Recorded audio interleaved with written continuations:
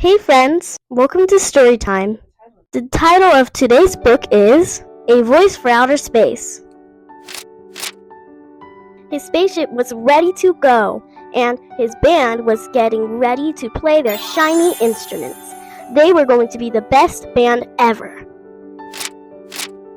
But suddenly, Dezi couldn't talk.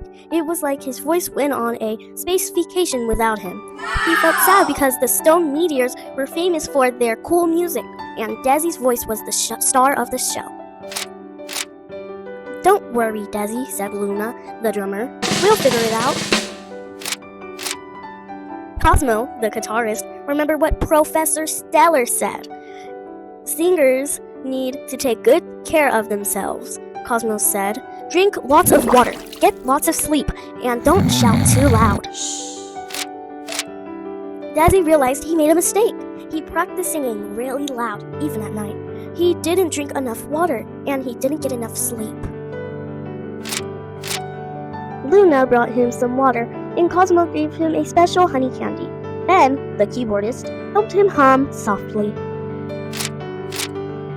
Slowly, Dezi's voice came back. It was a little scratchy at first, like a robot waking up, but got stronger and stronger.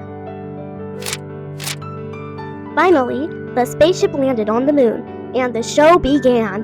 Dezi, with his voice shining bright like a star, led the band through their awesome songs. The moon creatures and space travelers cheered and danced. The end. Hey friends!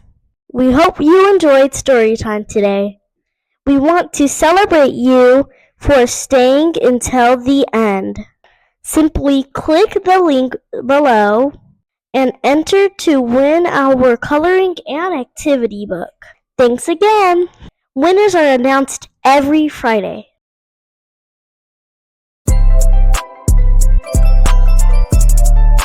Melody magic with me.